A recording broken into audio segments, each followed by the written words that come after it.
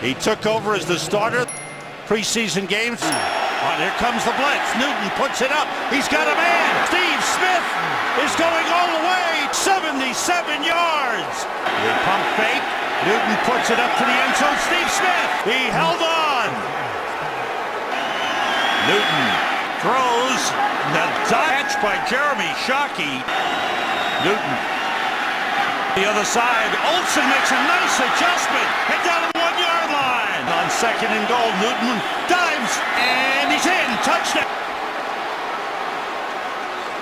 The big body went over the top, and CamNewton. They pick it up. Newton's got a man. Steve Smith with a leaping grab. So, Boog, man, tell me about that day, man. Walk us through memory lane. I mean, you had 400 yards in your first career game. 400 yards, 24 from 37 passing, 422 to be exact.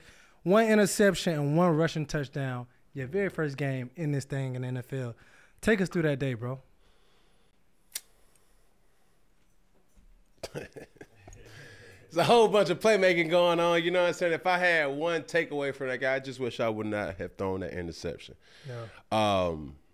But needless to say, I was ticked the fuck off. Wow. Hold on. Because we lost. Oh, okay. Because we lost. I was so numb that I didn't even know what happened. You know what I'm saying? I was like, man. At that time, I didn't even have a Twitter. I ain't had none of that shit. I was just mad as fuck because we lost, bro. Because you got to understand, too, bro, I had came off an undefeated season. I never lost. Like, it was a couple years where it was just like winning was all I knew.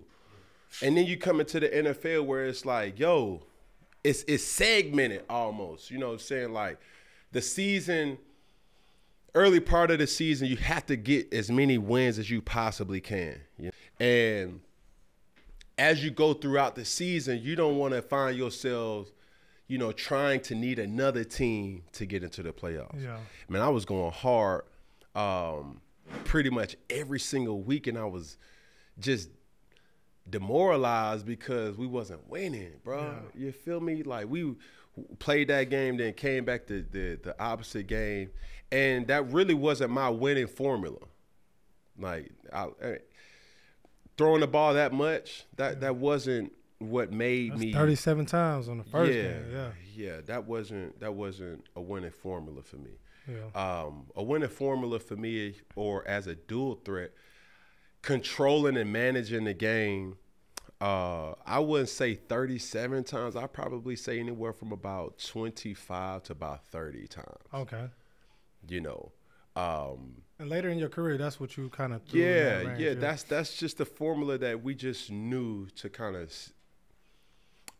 stay up under. And if we had to exceed that, then we knew what type of game it was going to be.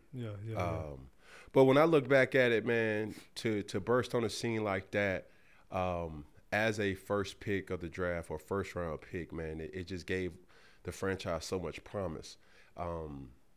And just still grateful to this day, you know, just to have one of those type of performances. And I never went out there with the intentions to throw for that many yards. I just went out there with the intentions to win. You know what I'm saying? And that's what it pretty much came down to. Well, going into week 1 of the NFL season, all right, so Cam, real quick, who do you think, as the rookie quarterbacks, who do you think has the best chance to ball out week 1? We got Jaden Daniels, Washington, Bo Nix, Denver, Caleb Williams, Chicago, or even if you have anybody else, who you think going to ball out week 1? Caleb Williams. Why so? He has a lot of veteran skill set around him. DeAndre Swift, DJ Moore, Keenan Allen, Sinnett, like those guys are real ballers. You know what I'm saying? And not to take anything from Bo in Denver or what have you, but it's just all things pointing. Because when I look at their schedule, Chicago has Tennessee. Yeah. And they got a home game. So, yeah, I like Chicago. Well, there you have it, my man.